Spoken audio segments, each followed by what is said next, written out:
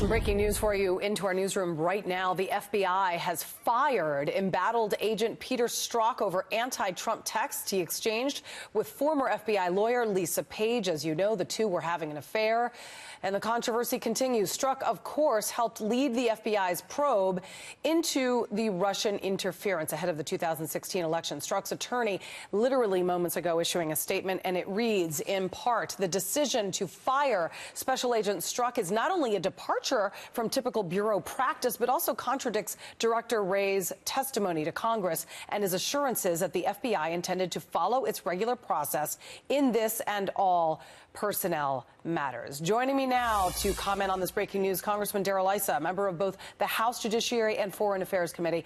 What's your take on his firing? This is pretty big news. It is, and hooray for an agency that finally did something right, which is recognize there's no place in the FBI for somebody whose bias, whose conduct, whose statements show that they were not willing to be fair and that, in fact, they compromise the very integrity or bring into question the integrity of the FBI. So hooray that they didn't wait any longer. They waited a long time. Yeah, this is a 22-year veteran who displayed clear bias against Trump in those text messages. What took so long? Well, the process of getting rid of anyone in federal government other than political appointees is long and laborious. They're usually covered by one or even two different protections, the Civil Service Act and unions.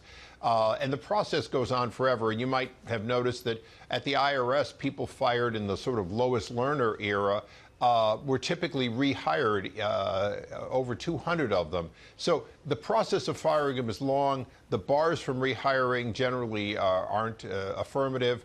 And this is one of the problems in government. You know, the Congress acted specifically for the Veterans Administration to make it easier to fire people because our veterans were dying for lack of quality care. So it is a problem. It continues to be. But this is one of those cases in which the goods were on this individual in no uncertain way. And he had really brought shame on the FBI, an agency in which most agents keep their politics to themselves and keep their biases literally out of their conduct. Well, with the exception of James Comey, of course. I said most. Yeah, exactly, and I knew exactly what you meant. He was integral to the Bureau for several reasons, but two major investigations. Obviously, the Russia investigation, which, again, there was bias there, and then also the Hillary Clinton email investigation.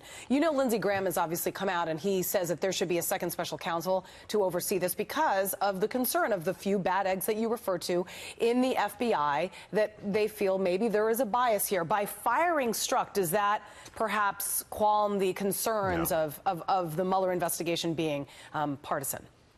No, you really can't do it that way. Michael Horowitz, the Inspector General, did what he could do under the IG Act. But you do need somebody with subpoena authority, somebody that demands documents, many of them outside the Department of Justice and from former employees, to get to the bottom of it. You can't have an agency investigate itself effectively, but particularly when it's the agency that has all the power.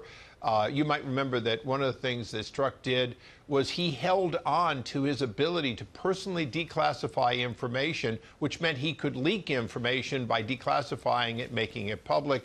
He held on to a lot of those capabilities that helped him essentially create a legal way to spy on a candidacy of President Trump. Does this further boost, then, Lindsey Graham's claim that he believes that a second special counsel should be appointed? Because let's remember, you need to have prosecutorial power in order to continue to, hold these people accountable, and there needs to be accountability here, and sadly, within the FBI itself. Well, the Attorney General oversees all of these, and he has not recused himself from corruption and misconduct within his agency, Department of Justice. So it is completely within the ability of the Attorney General to name an individual, perhaps a U.S. attorney or even a retired U.S. attorney, to investigate this agency, to have full access, to have subpoena authority, and to get to the bottom and the top of all of this past misconduct. Without it, we, the American people, and even the president, can't have confidence in the Department of Justice, and we need that.